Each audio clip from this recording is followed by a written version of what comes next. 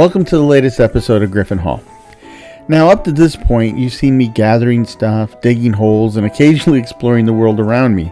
And most of it was leading to this very moment where I actually create something functional and possibly decent to look at as well.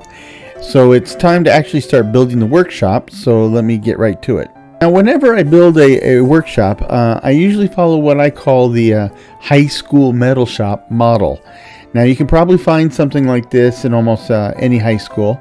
And in this Minecraft world, I've built a dedicated workshop space, and I'll set up distinct workstations and areas dedicated to a particular type of processing or crafting. Now, in a high school metal shop, you might find a furnace area and a separate space for running a drill press and other spaces for machines that bend or cut metal. And that's pretty much what I'm shooting for here. However, there is no shop teacher here to remind me of the safety rules or to wear my safety goggles, so if I lose an eye, it's totally on me. And yes, the create mod allows me to go beyond that and to fully create an automated factory floor. And yes, the factory model does allow me to create an insane amount of something, but at the cost of flexibility. Now, if I set up a full-blown factory to make one kind of widget, but then I wanted to build a different kind of widget, I would need to either retool the existing factory or build a completely new and separate factory. And both of those options would be a royal pain in the butt and not generally worth the effort unless I truly want to create a ridiculous number of widgets. And I generally don't. So after all, who would store, count, and dust all those bad boys until they were needed? Not me. On the other hand, there are some items that must be manufactured in a multi-machine automated process, such as assembling railway tracks. And in those cases, I just gotta do what I gotta do. However, that doesn't mean that all the other stuff will be completely manual either. In some stations, I'll try to set up manual and semi-automated systems, but I'll cover those areas when I get to them. After all, the whole point of using the create mod in the first place is to have some fun and to save me a bit of effort in the long run. So let me talk about the plan. Now, I've shown this view in different forms over the course of past episodes, but now it's time to talk about the layout in much greater detail. So the first thing I did was to provide access through a central shaft, which is still incomplete as I will replace the existing scaffolding with an actual working elevator. And now, that will be an elevator crafted with elements from the create mod. Later on, I dug out and finished the interior space for the workshop and pre-installed trim blocks and controllers to enable automated storage, as well as setting up transfer shafts to distribute rotational power throughout the room.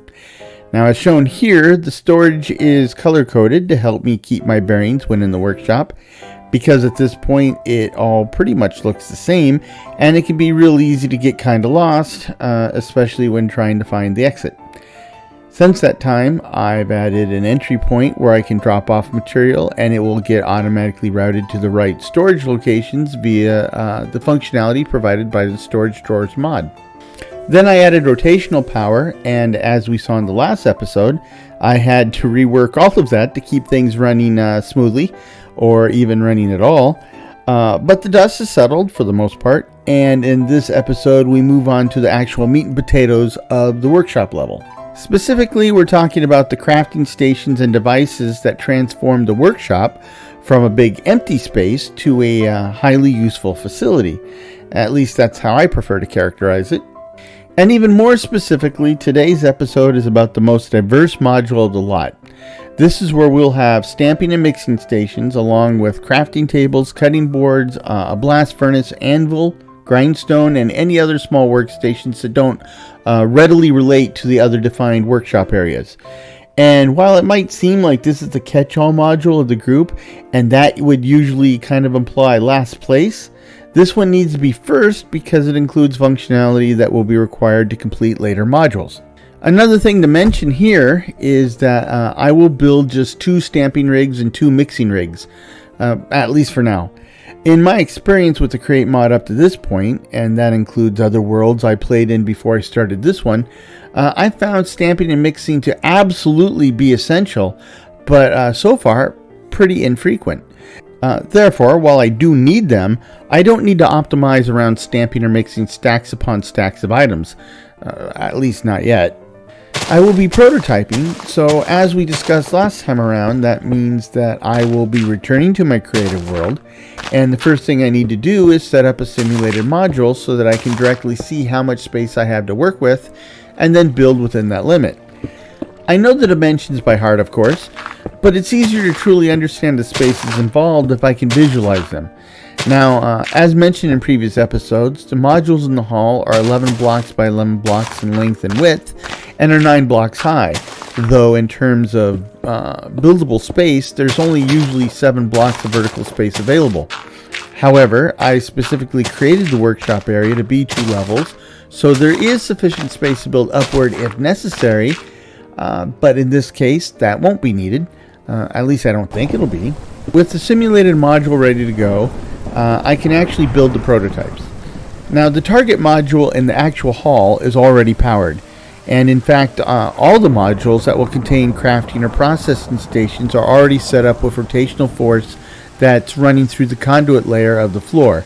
And for those modules where I expect to actually use the rotational force, I've already set up an access point in the exact center of each of those modules. Now, in this particular case, I'll be running both stampers and mixers, so I will set them up in the center of the room around the access point. I will alternate the mixers and stampers just to keep it balanced, but there's no real reason or requirement that I do that. It just appeals to my internal and probably disproportionate sense of order. Since I'm transmitting power vertically, I'm faced with the challenge of transferring that power to devices in all 4 cardinal directions and at the same level, and this requires a bit of manipulation with the gearboxes. Now, it looks like I'll need to raise the mixers 1 block to improve access to the blaze burner.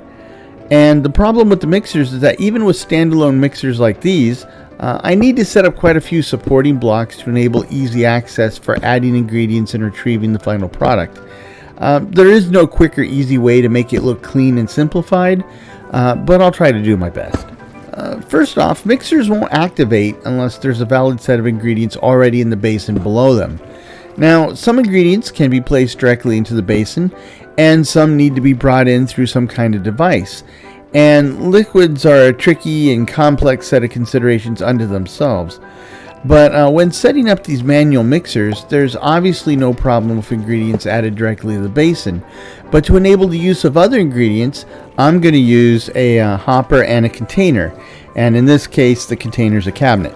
Now, for the delivery of finished items, I will place a depot just 1 level below and to the side of the basin. And the basin automatically added a spout over the depot, so this completes the basic rig.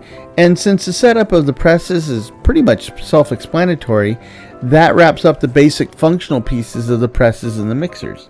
Now, there are 2 tasks remaining.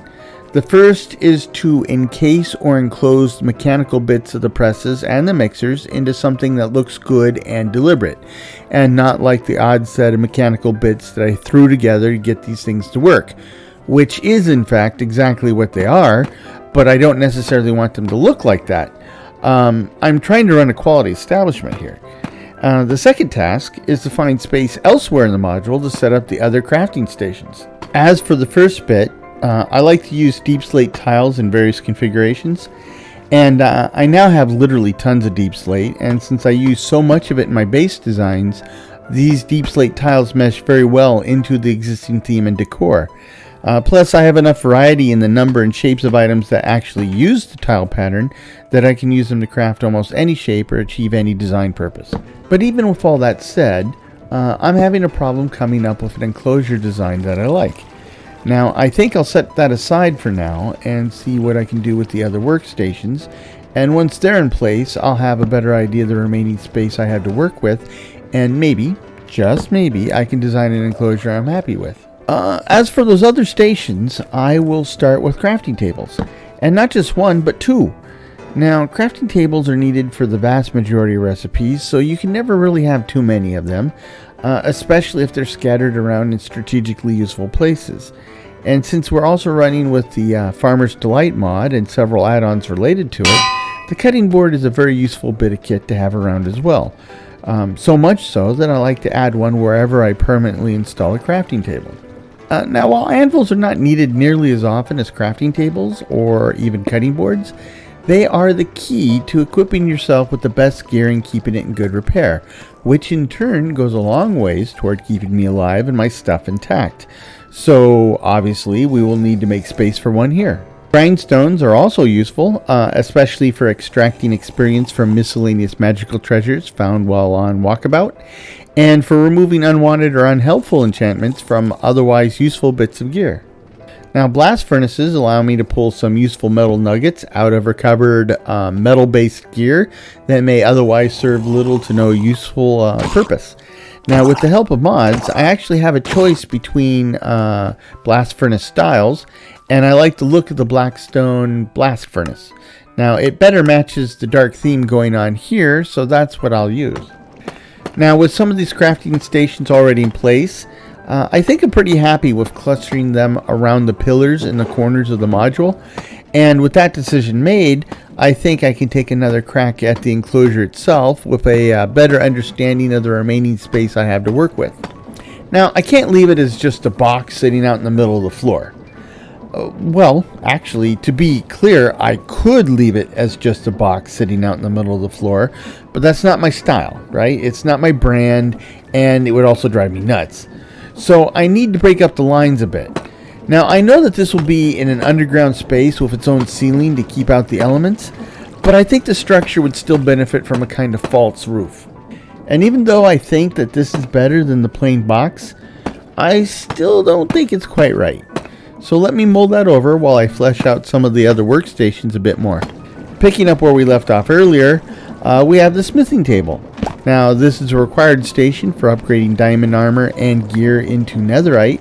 It's also used in crafting a few items from various mods as well, so we obviously need to have one of those. Stone cutters were in early versions of Minecraft and were then removed and eventually brought back. Now, with the mods I have running, the stone cutters also work with blocks of wood planks in much the same way that they do for stone blocks. And once upon a time, I ignored stone cutters, but now I think they're essential kit for anyone who considers themselves to be a serious builder, including, and perhaps especially, me. The Architect's Cutter from the Dammam Ornamentum mod is also very useful, though at a glance it can be easy to mistake it for a stone cutter. Now, I primarily use it for crafting interesting trapdoor variants and especially panels, which are the same size as trapdoors, except that they don't open and can generally be textured like almost any full-size block. As this series progresses, you will see the ways in which I use these panels to full effect. I've grown quite fond of the Fantasies Furniture mod, and the workstation that makes all those different items possible is the Furniture Station. Now, almost all the items that come with the mod will require the use of the station, as well as one block of planks, one clay ball, and one block of almost any kind of stone for each crafted item desired. Now, it's not particularly creative in the use of ingredients, but all of those materials are easily obtained in great numbers, and as you saw with the Sea Witch Tavern and the Pirate Cove Lightkeeper's Cottage, the final results can be quite nice. And that just leaves me with my nagging concerns about the final look of the enclosure. Now, the supporting blocks for the mixer are kind of spread all over the place, and they have very different appearances from each other. The ensemble looks kind of unsophisticated, and unfortunately I can't cover them up too much without getting in the way of the functionality, and mitigating just the blocks that would remain would kind of look wonky. Perhaps the best way to approach this is to just apply some accents, and that's where the Dammam Ornamentum panels come to the rescue. With everything else pretty much finalized, I'm still not happy with the faux roof. It needs something more, but I'm not entirely sure what. Maybe it just needs to come out more? Well, I do think that's better, but it's still not tickling my fancy, so to speak. However, the basics are pretty solid, so I think it's time to take what I built and learned here and translate that into the real deal back in the hall in my survival world. And here's the finished product. Now, I had failed to take into consideration that this particular module is directly adjacent to one of the power generation stations, so I have one less block to place additional crafting stations, but other than that, it worked out pretty well. The mixing stations are still pretty complicated to look at, but all the functionality is readily available, and the more I look at them, the more they kind of grow on me. Or maybe that's just me learning to accept it. Now normally I would be ready to move on to the next logical set of crafting stations, which in this case would be the smelting and washing stations, which both operate on the same basic principle, but you get different results depending on whether you're using lava to smelt or water to wash.